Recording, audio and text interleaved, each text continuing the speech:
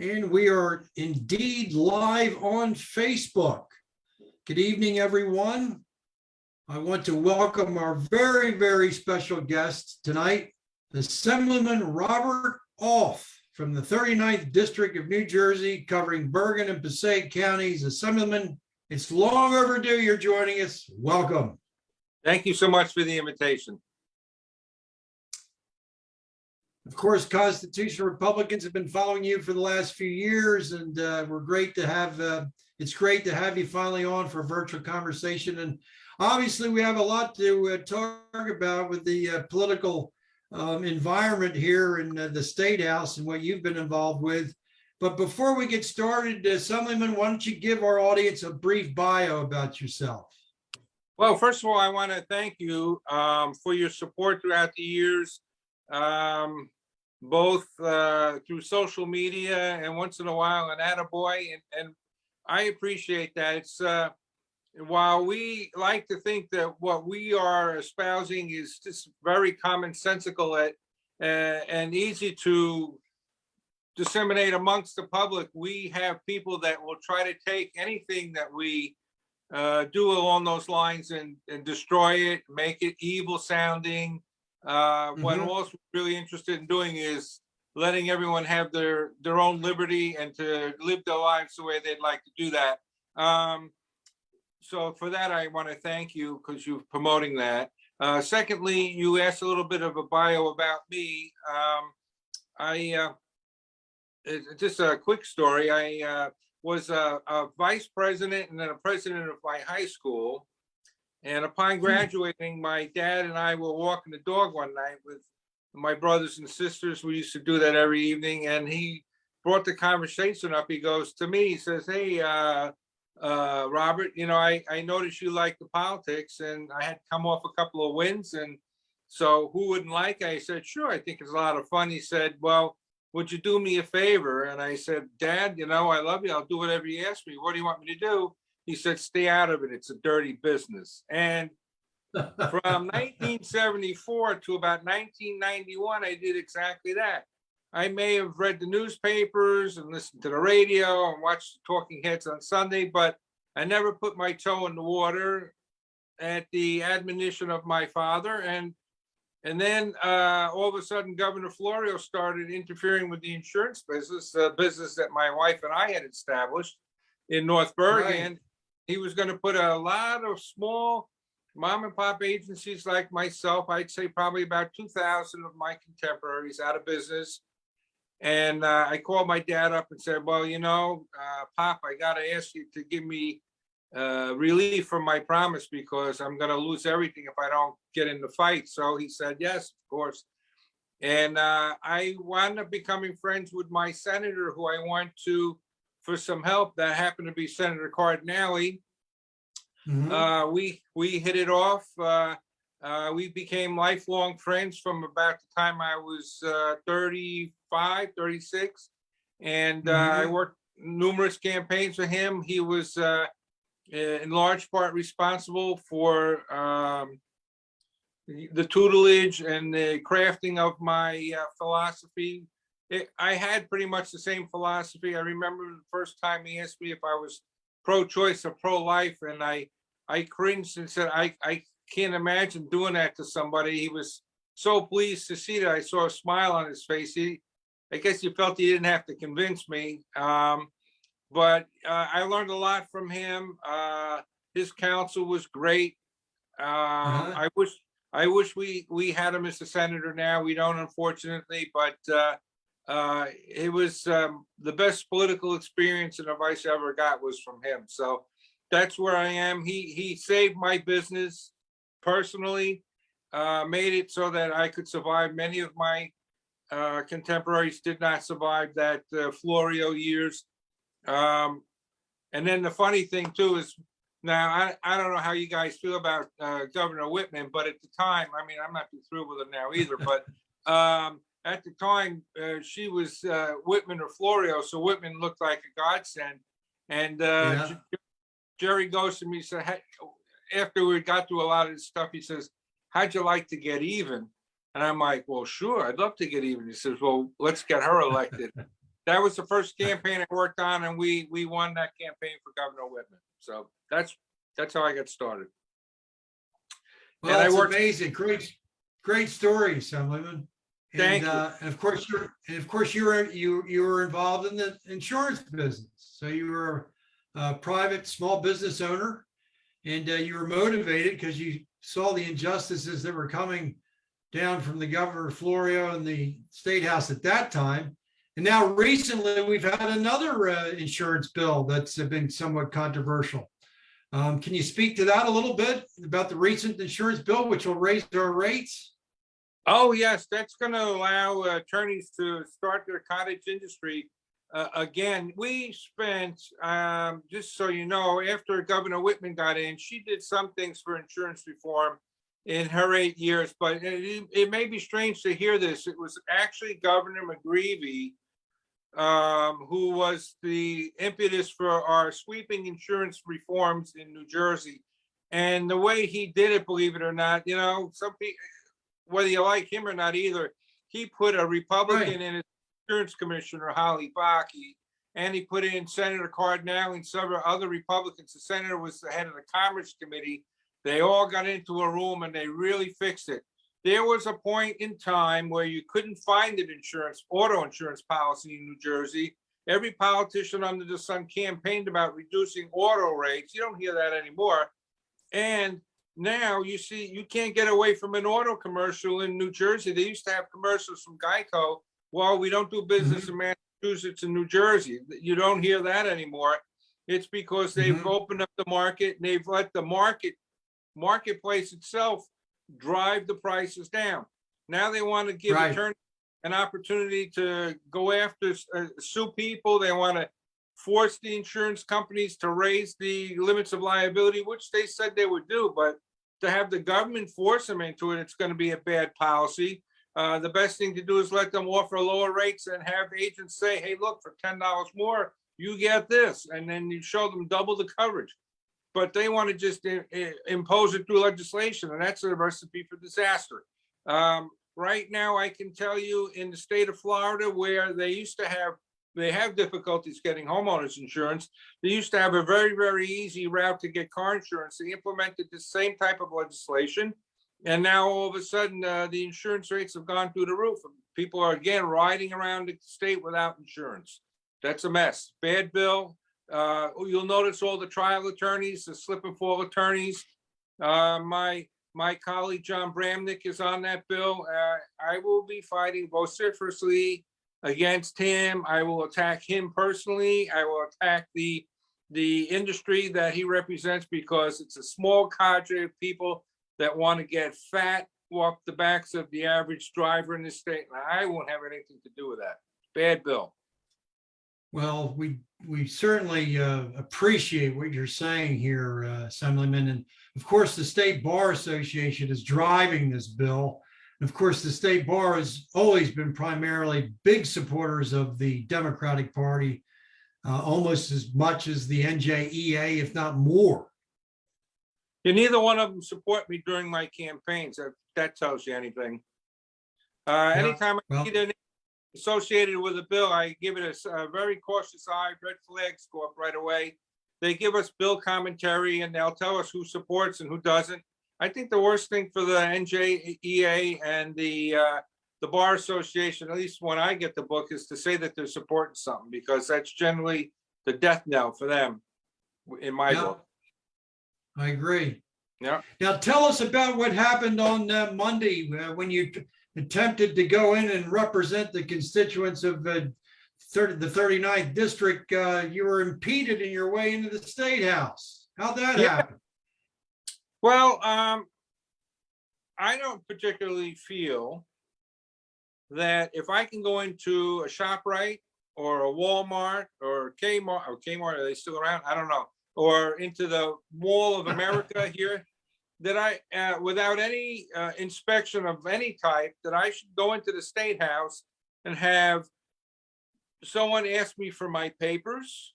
And we all know what a question about your papers sounded like in the late 30s and early 40s in Germany. It wasn't a pleasant experience. or any of the access powers for that matter, or their satellites, Vichy and so on. We are expected to be subjected to that. Now, me personally, if they ask me, have you been vaccinated? I'd be more than happy to, yes, I have. I figure I'm a legislator in the state of New Jersey. My word should be good enough. Obviously, it's not. So then they offered, well, we can test you. And you know, I got to tell you, these rapid tests are fraught with false positives. If you have a cold or something, are you positive? I've never tested well when I was a youngster, and I used to listen to my teachers tell me I really wasn't going to go far, and I basically thumb my nose at them, and I'm thumbing my nose at these people too because I don't test well. And so, of course, then they offered But you me. did get a vaccine. I did. I got one. Yeah. You know, hey, my wife was the one who forced me into that, but you know, the Constitution doesn't help me with her, unfortunately. And I'm sure there's a lot of people in the audience like that. But the long and short of it is, then they said, well, you could do it by telephone. I can tell you in the advent of Zoom and of phoning in and things like that, there's body language that you do not see. I can see somebody cringing when I'm asking them a question. As you may have heard, if you listen to the debates, many times in this one, we asked the sponsor of the bill to yield for questions. Well, they got afraid of that and they wouldn't yield for questions. They all rejected that. Normally in the course of business, we do that, and you can see when they're starting to get nervous. You can see when they have to go to their aides because they don't know what's in the bill that they're sponsoring. Many of them just get told, you're sponsoring this bill, and they have no idea what's in it. They know they're going to vote yes on every bill, and they can come in totally unprepared. So if we look at the legislation, we see all various flaws in the bill. We start questioning them about it. They get uneasy. They start sweating. It's a very interesting process. So all of that is denied me if I'm told, well, you can do it by phone. And so 5 of my colleagues, and myself was the 6th. We sat in an office. We had only a telephone with a speaker on it. That was our outlet to connect with the legislature. And we proceeded to ask questions about each and every bill that came through. And it slowed the process down. But at the same time, I needed to know what was going on. I wanted the public to know what their legislators were voting on. And you can't see any of these things when you hide it like that. So this is supposed to be an open process, and we wanted to make sure it was open. And that's what we did. Right. And the state is safe when they do. I beg your pardon? No, I was just going to say that subsequently you're filing a lawsuit with other Republican legislators in the fact that you were denied access to the State House, correct? I've been discriminated against. Absolutely. Yes. I haven't had the access that my colleagues have had because they acquiesced to something that's absolutely outrageous. I mean, here's the thing. They say to me, hey, Assemblyman, if you're vaccinated and you show us your paperwork, we'll let you come in. Yeah. Well, Cory Booker, our U.S. Senator, had the vaccination and the booster, and he's contracted COVID. And they would have let him in, and he could have infected everybody in that room. So what the hell is the sense of that? Exactly right. Right. So you no question about it. False positives. Go ahead. And then vaccinations that don't work, and you're going to tell me I can't come in. I don't get it. Right. As we're talking about the legislature, let me ask you a couple of questions, Assemblyman. Number one, we see in these lame duck sessions what I would call nuisance bills. There must have been, how many pieces of legislation? It was close to 100 or more, right? We see all of this nuisance legislation, and our founders intended laws to be understood by the people who would have to admit to those laws and submit to those laws. Laws should be easily understandable for even an elementary school child or high school child, but yet all of these different nuisance bills. Mhm. Don't you, is there a way in your mind that we could try to refrain or restrain all of the unnecessary legislation that comes before the legislature to decide upon? You really hit the nail on the head. First of all, they had planned 140 bills for the last voting session. Right. Now we got the bills on Friday. So do you honestly believe that the legislators down there actually read the bills? No. The best thing we can hope for is we have a staff that reads everything and gives us bill comments, and they go through what happened in the committee and so forth. And we use all these things to judge whether or not we want to vote for them. Then they put red flags on, and those for sure we get a chance to read. But they waste our time with bills that are, we're going to talk about the state flower, the state bug, the state, this, that, and everything else. All these things, like you said, are just a complete waste of time. I've been there for 8 years and we haven't talked once about a property tax relief bill. We haven't talked about a bill that addresses school formula funding. We haven't, all of these things that the people in my district are suffering from. We have no time for that, but we have time for all these. They're so extreme in the fact that they stretch your mind almost to a sense of being warped by the stupidity of them. You become incredulous. It's like, why am I even here? The bills that are most important to our citizenry are being told, they're just being ignored. No one even introduced why they introduce the bills. They don't even get a hearing in the committee. In other words, okay, you don't agree with it? Have your members vote no to property tax relief. No, they don't put the bill up. They don't have to vote for it, and it never gets heard. It's really bad. But I take solace in the fact we have 6 new members coming in January, and I will tell you something which I found very interesting. They came into the caucus and we had a vote for leadership. And there were 5 women and 2 guys. So one guy was a replacement. So there was seven new ones. And every single one of them said unequivocally that they were against the vaccinations mandates, against the mask mandates, against all these things. And the reason why is when they were out campaigning, they campaigned on those issues and the public swept them in. And there was a whole cadre of activated voters that don't normally come out and vote because of the school board races that came out and supported Republicans. And I said in that caucus, they were talking about whether or not we were going to go in or fight about the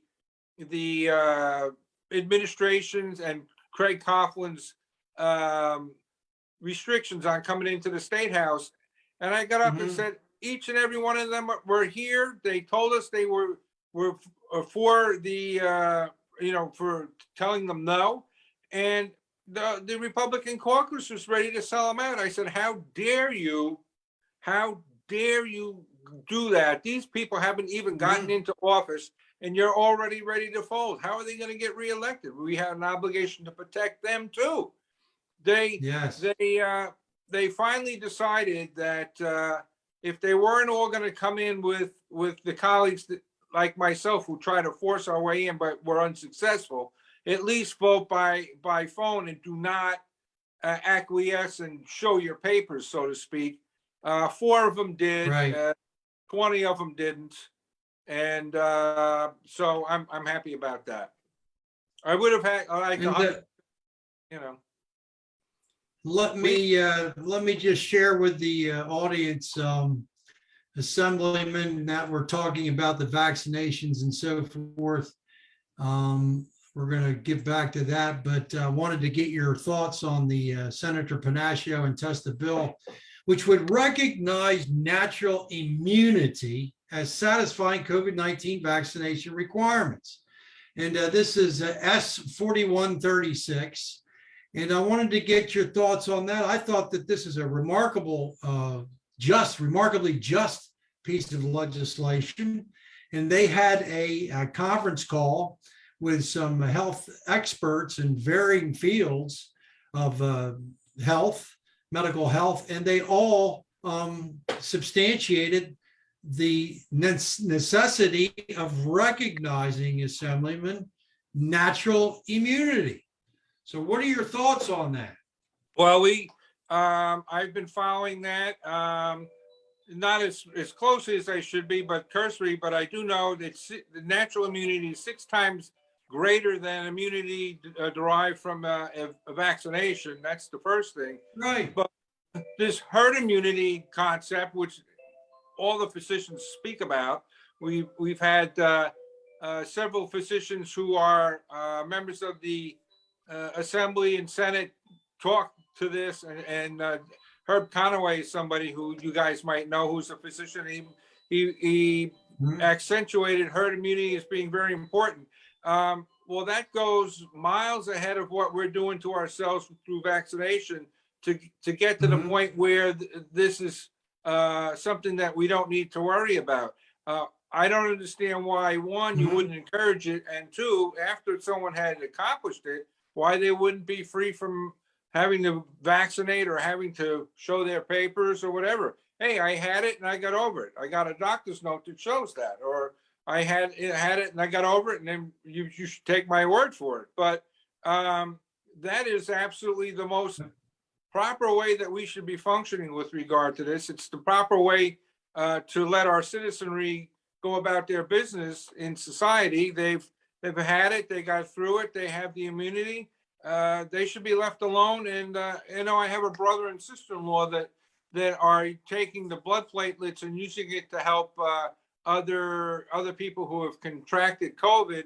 They did a fundraiser and some other things. I'm very proud of them for doing that. They just did it on their own. They're in New York City, but we should be encouraging them to share their blood platelets so we can help other people get through this if they're having a difficult time. And rather than isolating them or ostracizing them or making them something less than absolutely superstars, in my book, that's what they are, to be quite frank with you. Yes. Yeah, you're absolutely right. Now, Assemblyman, since the very beginning of the COVID lockdowns, we talked about really what started the impetus behind these executive orders, which I'm still trying to find in the Constitution. I haven't been able to find any information on executive orders, but they have the force of law, and they essentially are taking the responsibility that you have as an assemblyman, as a legislator exclusively. And we talked about FDR and his first inaugural and equating the Depression with being a war, and that he needed special powers, and he was going to, if the Congress didn't get him, he would give them to him. He was going to take them. And this provided the impetus behind what the big government expansion from LBJ right up until Phil Murphy, who is a committed progressive, and they believe in these progressive ideals of moving away from the Constitution and towards what they think, as so proclaimed experts, is what is best for the people that they're representing, as opposed to the Constitution, which we say. But Phil Murphy, and I want you to read, if you would, our Constitution, the state Constitution, Article 1 and the first 2 clauses, because we've been saying from the very beginning that this is unprecedented in history, because Phil Murphy suspended the First Amendment rights of freedom of assembly, and he also restricted the right of religious expression, and he violated our New Jersey Constitution, Article 1, Clause 1, right for the people to make a living. And the Assemblyman, who has the audacity to deem who is an essential and a non-essential worker? Everyone is essential, and everyone has to make a living. So if you would, you've got the Constitution there for us. Read what that says. And how is it that we could have executive orders and make law that contradict what the Constitution says? So if you would read that for us, just the first two clauses, and I'll. I have it. I just wanna- Okay. You have the- Let me just suggest two things before we get going on that. Sure. You spoke about Roosevelt and you didn't mention Hoover, but most historians will tell you that had Hoover's policies been followed through, we would have been out of the Depression much earlier than if we had not listened to President Roosevelt. He kind of gave touchy-feely good stuff and sucked people into it, but he prolonged the Depression and used the war as the vehicle to get him out of it. No question. Yeah, so But, that. Assemblyman, let me read the state constitution for you, then I want to get your comment. Okay, thank you. Article 1, rights and privileges. So the rights and privileges, that's the first article for our state constitution. It's the rights and the privileges of the people, not the governor or the legislators or the judges. So they come later in the article, but the rights and privileges of the people says in clause 1, all persons are by nature free and independent and have certain natural and unalienable rights, among which are those of enjoying and defending life and liberty, of acquiring, possessing, and protecting property, and of pursuing and obtaining safety and happiness. Now, is it possible that Phil Murphy didn't read this when he became governor or prior to become governor, that the people have the right of acquiring, possessing, and protecting property? The lockdown abrogated these constitutional rights for the citizens of New Jersey. Did they not? Well, progressives don't like individual people to own property. That's what makes us strong, first of all. But secondly, he actually said in one of his press conferences that it was above his pay grade. And the fact is, very simply, through his lockdowns, he has taken businesses and shuttered them and put them out of business.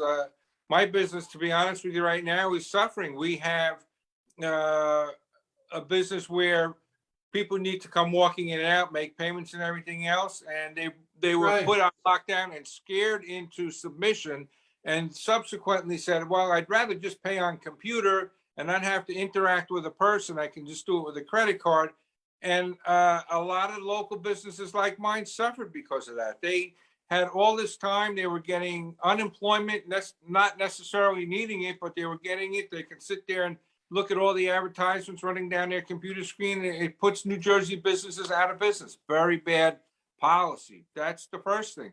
The second thing is this: he introduces legislation that says he gets these emergency powers even when there's not an emergency. What an absolute outrage. There wasn't a Republican that voted for that bill, but they gave it to him. But this is not something new. We had the gas tax. When they voted for the gas tax, I voted against it.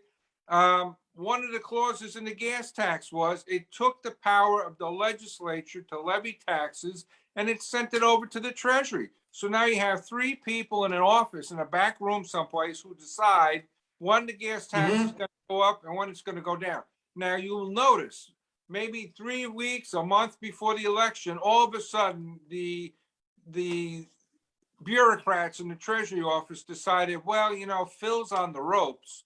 We're going to lower the gas tax by 8 cents. And they just did it unilaterally without asking anybody about it. Now, I can guarantee you he's in now. He's going to raise the taxes back up. This was a temporary pause to get the votes he needed to get through, and that's it. So the Assembly, the Senate, the legislature willingly gave the power to the governor, to the executive branch. They let them usurp the power, and they sent it over to him with a kiss. They blew it over. Here, take it. We don't want to talk about gas taxes. We have elections to worry about. That's what happened. This is absolutely abominable. And that's because we've had Democratic majorities in the Assembly and the Senate for far too long. 20 They years. believe in they believe in the concentration of power in the executive office. It's been that way. Woodrow Wilson developed it philosophically. LBJ brought it about. Of course, LBJ took it to a whole different realm with the Great Society. But it's up to you as the Republican representative trying to bring common sense, trying to bring back the Constitution. And this is what we have talked about from the very beginning. And I want to ask you, Assemblyman, don't you think that it's imperative that the legislative body, number one, defines exactly what a crisis or a health emergency is? We hear the word war used, and we've talked a lot about how they use the war, how FDR, how they exploit this word war to expand executive power. And isn't it incumbent upon the real legislators to take back the legislative responsibility and to clearly define what a health crisis is, what constitutes, and then restrict the power that the executive has, restricting executive orders, making them either constitutional or unconstitutional, or only affecting the immediate administrative makeup of the governor, not having the force of law like these 246 at last count executive orders Phil Murphy's imposed upon the people. Don't you think, number one, that the legislature should define what constitutes an emergency, and number two, rein back the force of law exhibited by these executive orders? First of all, if we followed the Constitution, we wouldn't be in this mess. That's the first thing. Things that are being presented to us would never even come up as a possible piece of legislation, because it would just be thrown in the waste paper basket. That's number one. Unfortunately, that's not the case, because, like you said, we have single party rule. They control the Senate, the Assembly, and the governor's mansion.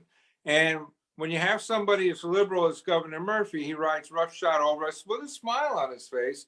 He's very congenial. He's an affable guy for the public consumption, but in the background he has his minions that are single-handedly undermining the freedoms that we have in this state by doing exactly what you said. I've put in a multitude of bills that repeal things like the gas tax and the fact that the Treasury gets to decide what the gas tax is going to be. I want to get rid of another thing which we use all the time, which is a horrible thing, the Transportation Trust Fund. That's another boondoggle where we finance for 30 years and we build for 12. So we have to pay the other 18 years, and we pay that with tax dollars, but we're not getting anything for it. All these types of things, all these schemes and what do you call chess games, where they're moving the money around here and there, and this is what's causing the problem in the public. And it's all done by executive order or executive order complicit with the legislature. The top people get in the room, they decide who's going to get what. And then they start breaking it all up about Christmas trees and how we're going to do it. The way they do the budget is completely out of control. All of these things that I've mentioned, that you've mentioned, have created this problem. The simplicity of the Constitution, the U.S. Constitution, the Constitution of the state of New Jersey, is very, very clear. The whole thing was that we wanted to divorce ourselves from power from a king, executive power. Our founders knew, and many of the New Jersey people who wrote the Constitution were guided by the federal Constitution. Our founders knew that there would be a time where people would become corrupt and people would become power craven, like the governor and the legislature are now, and that we would have to deal with this. And we have this other issue, Article 5. Now, there's people who are for it and for against it. But we have to come up with a solution where we need to correct this, and we take the unwielding government that we're forced to deal with now and bring it back into line, so we can just use a simple tool like the Constitution and use that to follow and chart our course. You notice, as we stayed with the Constitution, the country grew, it expanded. We did all sorts of things. We became a world power. Now we're bowing to the Chinese. We're afraid to talk to them because they would feel affronted. All these things are an anathema to what we were brought into this world. And I say the United States was brought into this world of nations with a guiding document that made us great. Now we're destroying it. Very bad policy.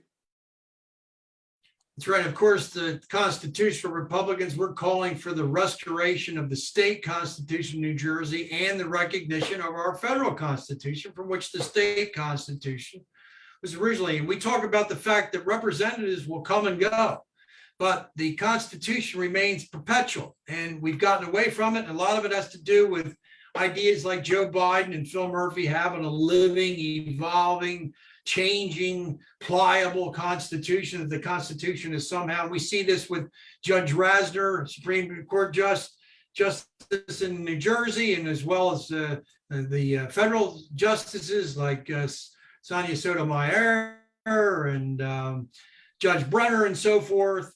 And they believe that the Constitution can be manipulated and that the words don't mean what they really meant essentially. And this is a tremendous problem that we have. This is causing this fraction in the foundation of our political theory and the government that the founders derived from that political theory, which was based upon the people's natural rights.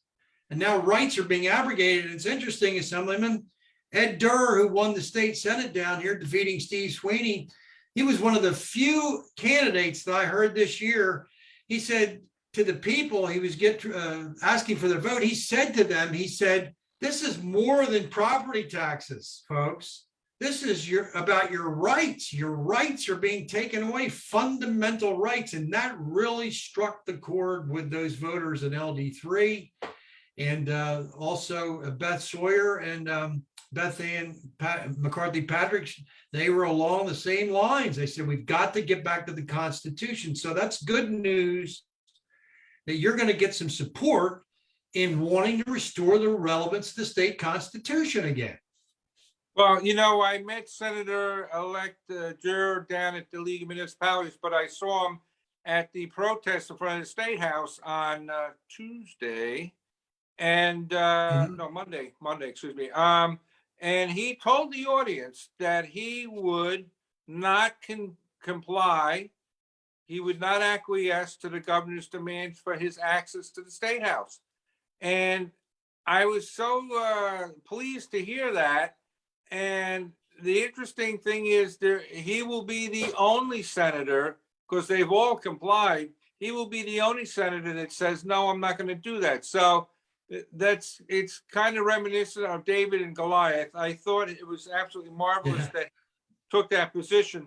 But with regard to getting back to the Constitution, suggesting it in campaign speeches, I think people are gravitating to it, and they're doing that because they've had some rights taken away. And once that happens to you, you become an avid lover of the Constitution and maybe an avid reader of the Constitution. And you start looking at some of these things and say, hey, wait a minute, they already did this to me. And then people start understanding I'm having a problem here because I've had some rights that were given to me taken away from me. And I believe that while we seem like we're in a tailspin, there's going to be a corrective course change, and it's going to be a sharp one. It's not going to be slow. It's going to be 180 degrees. All of a sudden, one day, a clap of lightning is going to strike, and everybody's going to say, hey, wait a minute, that's enough of this. It's starting to happen slowly, but it's going to happen in a big way, maybe in the elections next year. May I ask you guys if I could make a small entreaty to you? Sure. Thank you. And it has to do with what we're discussing here, people that agree with us in our philosophy here and how to get them elected. So I want to talk to you for a moment about this election that we just had. Now, we had an election where a whole subset of voters came out to vote that normally wouldn't vote in this election because they were aggrieved citizens, mostly about what was going on in schools, CRT, mass injections. There were 3 real motivators. Then the Second Amendment guys were out also. And so there was a cadre of people that felt like, hey, we have an opportunity, and they activated their voters. Now, with all that going on, you say, well, we had a lot. Now, and we picked up seats in the Assembly, 1 in the Senate, but a lot of seats in the Assembly. So we're on the precipice. We could, in theory, next year become the majority party in the Assembly and not so in the Senate, which would be fine with me, at least for 1 term. It'd be great. Yeah. So what I want to get to is this. We had a lot of people that went to bed on election night and thought they were winners. And now, right. And they woke up the next day and found out that they lost. Now, a lot of people are going to say, well, the election was rigged, all this. And I listened to that from Republicans and conservatives, and they'll tell me that. And I have to spend 10 or 15 minutes listening to all that.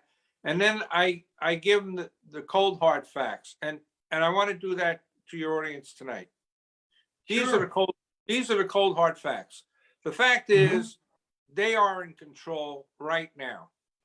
And every term that I've been there for 4 terms. That's a total of 8 years. And every term I've been there, they've done something to our voting operation in New Jersey that gives them a twinge of a benefit. 1 year they went out and everybody had to vote by mail. But when Democrats found out that didn't work in their favor, they lost some seats, they immediately changed it back. That's no good. So they undid it. So here's what I want to tell you. When we looked at the statewide numbers for vote by mail, everybody says, oh, that's, you can cheat with that and all that. I'm not saying yes or no. I'm just going to talk about what we're dealing with. They have it, right?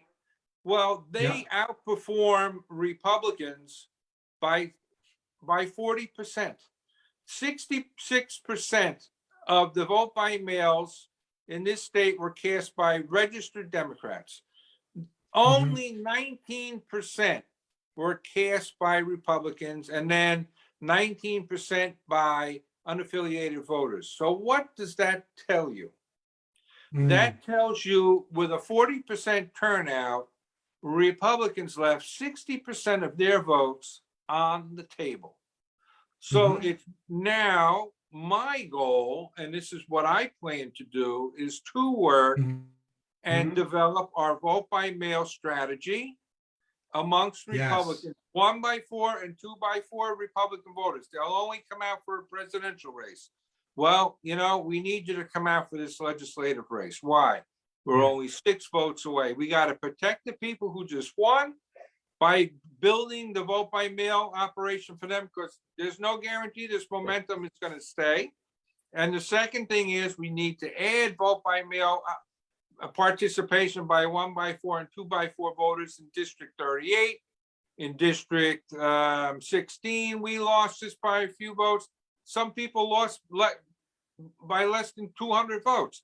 We lost a Republican in the Assembly by, I think she lost by about 400 votes. Do you know if Phil Murphy had gotten 100 vote by mails from every town in this state, we'd be calling him Governor-elect, Jack Ciattarelli. We'd be calling him Governor-elect Jack Ciattarelli. It's not a hard process. We need to embrace it. And then here's the thing. Once we get control, what do? Photo ID, vote by machine in person. And we get rid of all of it, but we'll never get rid of it. We'll never get out from underneath their thumb until we work within the rules that they're making and do better at it than they do. That is a cold, hard fact. And that's where I want to tell you, Assemblyman, I greatly appreciate you bringing this point up. And this is essential for Republicans to understand and consider, because you are delivering a cold, hard fact. And that is that we got killed on the mail-in voting. And that's not to say that Phil Murphy was unconstitutional in requiring mail-in voting back in 2020 ahead of the Congress. That's your responsibility, not his responsibility. And of course, the And the Democrats, of course, supported it after the fact, but that wasn't the way the Constitution reads. It's the legislative body that makes changes to election laws, not the governor. He did that first. He did it deliberately. And you know, in this last election, many Democrats and unaffiliated but likely Democrat voters had sent to them a vote by mail application that was completely filled out for them. Their name, address, everything that was needed. And it had a swearer already printed in. The only thing they had to do was sign it and send it back. He spent $10 million for that one particular flyer throughout the state. Now, you say, well, we don't have $10 million to do that. We may not, and that's true. But you can get pre-printed ballots very, very easily for a particular district in a municipality, or all the districts in the municipality. You're just going to get Republicans, 1x4 and 2x4 voters, and you go knock on their door. And see, instead of going for just one voter, you're going for a household of voters. We had a town in our district, Demrest, where we ran a Republican woman who had no Republican won for 10 years. And she was the #1 vote getter. The reason why is because 53 college students that would never have voted were sent the absentee ballot form by their parents who were friends with this lady. They filled them out, they voted, and when push came to shove and they added everything up, she was the winner. And they did that all through little social networking, little parties at houses. You buy a bucket of ice, throw some beers in there and put some chips out. That's the extent of your expense. And you get people to do that and you start building. And then it's kind of like Amway. You know, you're not looking for just one person to vote. You're looking for one person to get 10 more people to come out and vote. Households. And if you put this process together, right now we probably have 44 weeks until the next legislative elections. 44 weeks, maybe a little bit more. We have time. If we go out and get 5 people a week, Republicans, to say, I'll vote by mail in this election because it's so important, we win. Our people come out, we win. When we run statewide races, we win. Normally. You're making a great point, Assemblyman. I'm pleased to tell you that in a recent conversation that I had with Jack Chattarelli, that's the first thing that he said. We have to get better, JR, at mail-in voting. We have to be as good and we have to be better than the Democrats at it. So he understands. And also we need to get Republicans, some people can't get to the polls. And if they can't get to the poll, then they didn't vote if they didn't send in the mail-in voting. And of course, Republicans, we like to go to the polls. We've done this all our lives. But we definitely have to make the case for mail-in voting and make sure that Republicans are voting in force for mail-in voting. So I don't discourage Republicans from going to the polls. As a matter of fact, my favorite voter is a 4x4 voter going to the polls. But it is easier to chase a vote in a 30-day window. You can call the guy 2, 3, 4 times and get him to fill out the ballot and send it back, other than to try to chase them for one single day to go to the polls. Oh, I'm out of town, I'm this, I'm that, and you don't get them. You have a 30-day window by the time it gets mailed to them, and you can see the day it gets mailed, you'll know. You can call the clerk's office and you know. And then you have him on your radar screen. I got to get Fred Smith, and you may have 5 people who brought him in. They're going to go and do it for you, but they're going to get Fred's ballot. They're going to have him fill it out, and they're going to make sure it gets put in the mail, and we're going to put those votes in the bank before the polls even open. And once we win, once we get control of the legislature, and once we get the governor's mansion, we change the rules. All right, here's the new rule. You show up with a photo ID of your driver, have the proper documents to show that you're a citizen, and you vote on the machine here right now so we can check your signature and everything else. There won't be dead people voting. There won't be 4 or 5 people in the house that aren't there, and so someone else will vote for them. All that stuff will stop. Then you'll get a real accurate vote count. And it's important for the people to know, Assemblyman, that this is not going to occur election reform will not occur under the Democratic Party majority leadership. It's You are only going to occur, first with Republican majorities in the Assembly, moving towards the Senate and getting a Republican governor who will sign voter reform. Mm-hmm. The Democrats are very, very happy. The Democrats in New Jersey are very happy with the way the voting is conducted. And we know that it is unjust and that there are too many abnormalities and that it needs to be cleaned up. But the first thing that's going to happen, has to happen, is Republican majorities to see through to it like you're describing. Well, you know the golden rule. The one with the gold rules. That's the way it works. We don't have it right now. I mean, look, I've got budget saving bills that would take our budget and bring it back into control and make it manageable and make the pension system sustainable and all these things.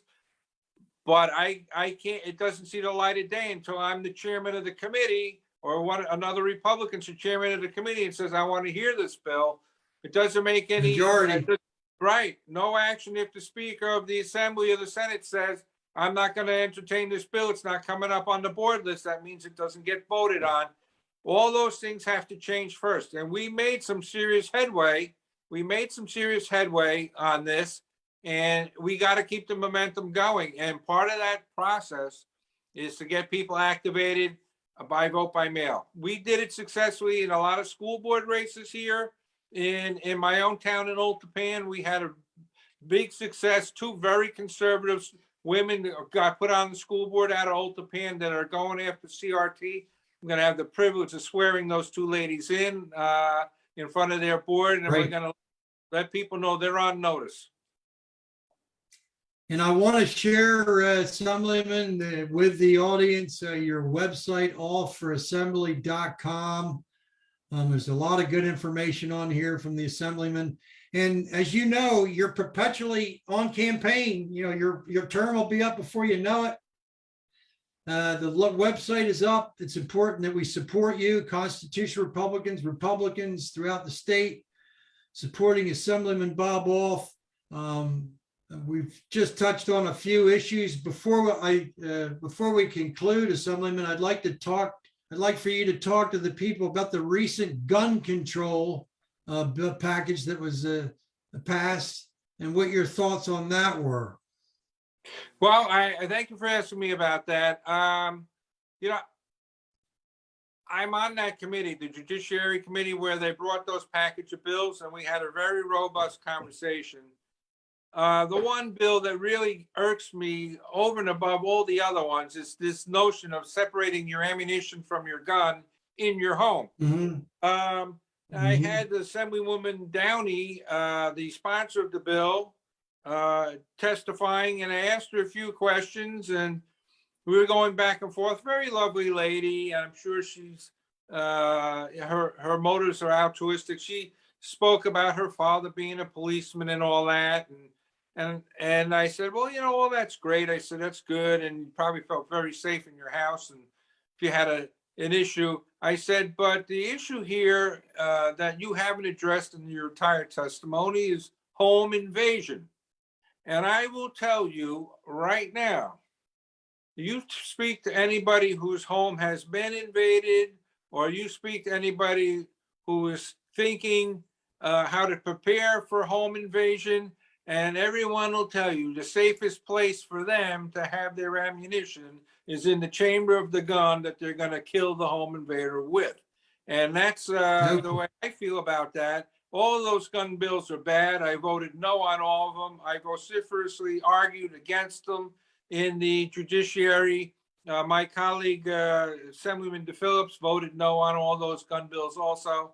My colleague up here in the 39th District, Assemblywoman DeFuscio, is adamantly against those gun bills. She's an attorney. She knows the Constitution very well. And she just says, I have to look at the Second Amendment. And from that, I determined that these things are bad. So that's where I am. Assemblyman, you proposed some just legislation. Look at the sponsorships that you just in the last 2 years that you put up, and one of them, A55, gives priority to applicants for firearms purchasing identification card and permits to purchase handguns when domestic violence restraining order is in effect. And there is an example of just legislation touching on precisely what you're talking about in relation to the ammo within the gun, but also those people who are in danger. Of course, there's been lives that have been lost because the victims were not able to defend themselves against violent acts committed with the firearm. And look at all the just legislation. H565, Assemblyman, establishes New Jersey property tax relief and education empowerment program to provide both property tax relief to citizens and educational grants to certain students enrolled in non-public schools. So all of these are really meat potato legislative proposals, bills that really mean something. They're not nuisance bills. They actually do something. And I want to have the people go to the website, look at these proposals that you've put out, and it's indicative of just legislation and properly representing the constituents of District 39 and essentially helping all of the citizens of New Jersey with these proposals. So that I encourage the people, let me just show the one page again, Assemblyman, so that people know where to go. There it is right there. It's njassemblygop.com/auth. And there it is. You'll be able to read everything you need to see, sponsored bills, the Assemblyman's voting record, which is totally conservative, 100% conservative. And I wanted to, before we conclude, Assemblyman, I want to get your thoughts on A4848 S3030, what has been inaccurately and abominably called the Reproductive Freedom Act, which is essentially a reaction against the possibility that Roe could be overturned. But I had Dr. Kathleen Ruddy, who was on with me a couple of times, as well as Maria Tazy, Executive Director of New Jersey Right to Life. And Dr. Ruddy suggested that the impetus behind this bill may be because of the lucrative amount of money that can be garnered from the residue of the destroyed child being aborted, and the money that is made with that fetal tissue. And to think of such an ungodly and unjust method and itinerary, or an agenda rather, and saying that it's a woman's right to do these things is against the laws of nature and nature's God, which we say we need to bring back in the thinking of our citizens. That's what Jefferson talked about, Assemblyman, as being the justification, or what it was entitling our separation from the crown, was the laws of nature and nature's God. And we've gotten completely away from that. And that's what the Republican Party needs to once again embrace and share with those whom we seek to represent. Okay, so let me give your audience at least a heads up before I make my comments on that. I'm pro-life. I believe life begins in inception. So that's Amen. where it is with me. I'm on the bill with Assemblyman Dancer, the heart pain sensitive bill. I mean, I don't agree with abortion at that stage, but I'll take right now any lives we can save. I'm going to go for it.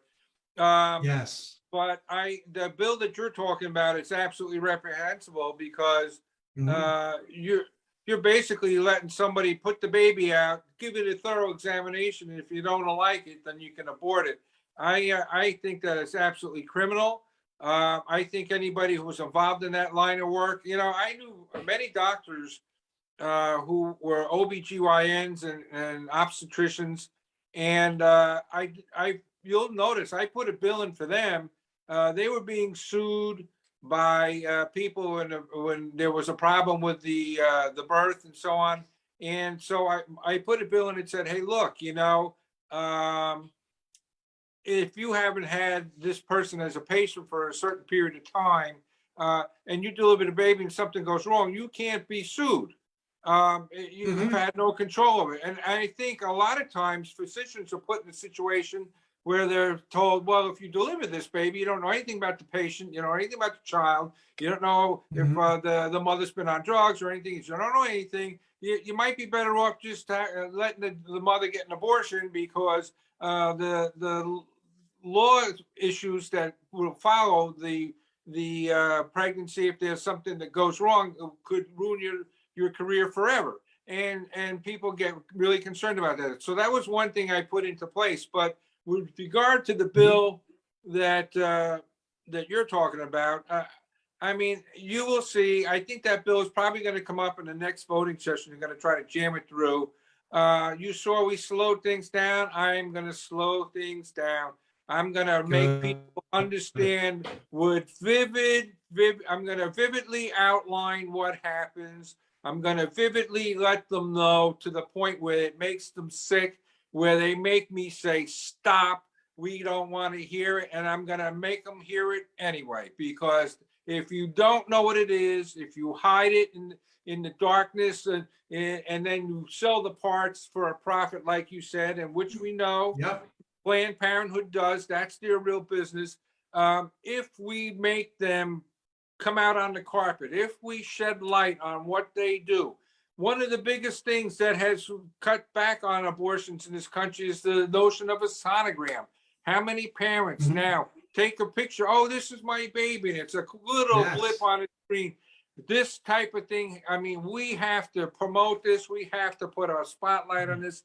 We have to let every single person know that there's a human life there. It's struggling to survive. It wants to live. It wants to go through its life. It's already ingrained. It's a genetic thing. Once life starts, it wants to stay alive. It doesn't want to die. And one other thing too, I'm just happy to say that guy, John Bersicelli, nice man. I'm sure he's got a great family and everything else. Assisted suicide, one of the heinous things we could have ever done in this state. It's ghastly. It cheapens human life. And I'm so sick and tired of any bill that cheapens human life. We see all these shootings. Amen. Nobody cares because no one puts a value on human life. Bad mistake. Bad for the state of New Jersey. Bad for our nation. Bad for humanity. Bad for our assembly. And it will not be getting my vote. That's all I can tell you. All those bills, bad. Well, Assemblyman, it's been truly a pleasure to have. I'm a little passionate about it. I'm sorry, but that's okay. That's what we love. That's what we need. It's a great honor to know you as a constitutional Republican, because we do put the right of life as number one. And we also believe that, as you do, to get the impetus off of the gun and let us get it back on squarely on the back of the criminal.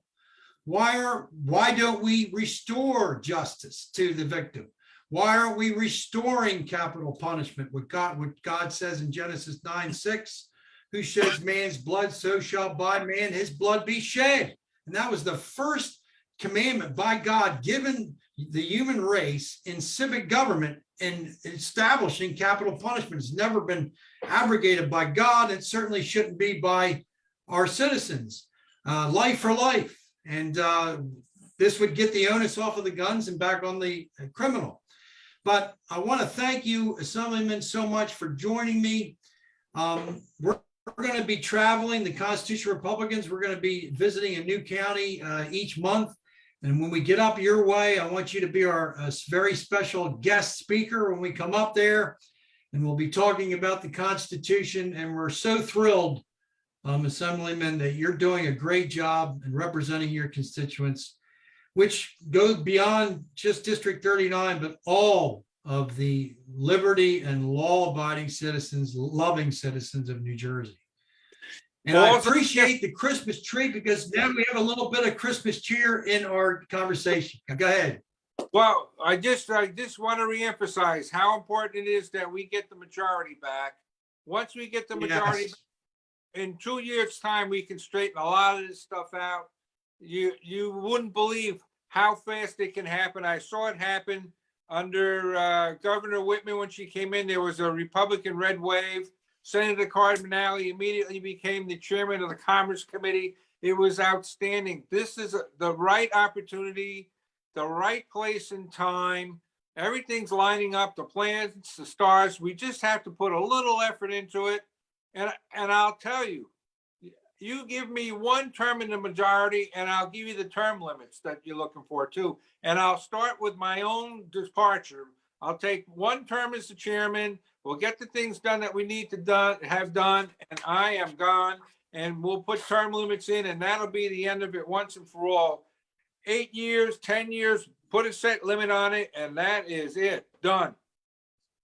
Assemblyman, Look, one last thing. Look at my bill to eliminate county government. You know, you talk about duplicative government. There's yes. local government, county government, state government in New Jersey, all these layers. If we got rid of county government and moved it back to the locals and let them run it and manage it amongst themselves, 2 or 3 towns together, you could save the state $1.5 billion to $2 billion a year in county government. If you take people like in Passaic County, for example, where they pay more county taxes than they pay to local taxes, these types of things, we could change all that in 1-2 year cycle of Republican leadership. One time. I agree 100% with that, but Assemblyman, I have to disagree with the term limits. The founders went to great lengths to not restrict the democratic process of the people deciding on their representatives. And if I was in District 39, I don't want to see you term limited. I want to see you in there for good. Let me make that decision.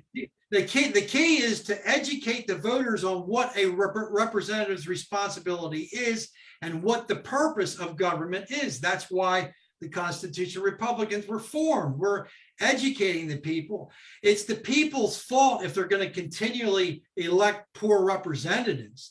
And the Constitution, Assemblyman, already has term limits built in. It's 2 years for the House of Representatives. It's 6 years or less in New Jersey for a senator. And it's 4 years with no more than 2 terms for president. So the limits are there. But the founders didn't want to restrict the people from electing good representatives as long as the representative was following the Constitution and properly representing their rights. Well, I agree with that. Don't misunderstand me. But for some reason, I don't think the founders knew that there'd be dead people voting in New Jersey. And you're right. You know, that's why we got to clean it up. Yeah, but we got to clean it up. There's no question about it. And JR, the founders were far greater in intellect than I'll ever be. And, and most people walking on the planet now, they were far more intellectual. But yeah, if I could straighten out the voter rolls, then we could probably disband the notion of term limits. But until we tighten that up, the corruption part of it, maybe we would do a 10-year thing and drop it or something like that. But I want to get voter rolls cleaned up. I want to get elections as secure as possible. I want in everybody's mind, because secure elections and honest elections are the backbone of this country. And we need to have every person, whether they vote or they don't vote, to be secure in knowing that the election was won fairly and that the person who got elected belongs there. That's important. It's essential. It's essential. Absolutely. Assemblyman, I want to wish you a very Merry Christmas. Please give Pepe a bone from the Constitutional Republicans. Okay. And I hope to come up and like I say, we're going to have meetings from county to county, district to district. And when we come up there, I want you to lead the way for us with our Constitutional Republican meeting. But Merry Christmas to you. Keep up the great work. Keep up the fight. You made some great points tonight. We'll have you on again, certainly. And Happy New Year to you. And a very, very Merry Christmas. The tree looks great. Thank you. Thank you so much for having me. It's a pleasure speaking with your contingent of constitutionalists. I thank you so much for the opportunity to have a chance to speak with all of you. Thank you. Merry Christmas. Merry Christmas. Thank you, Assemblyman. And let's, as we send off each show, remember what Lincoln said. He said, liberty to all. Thank you. That's it. Good night.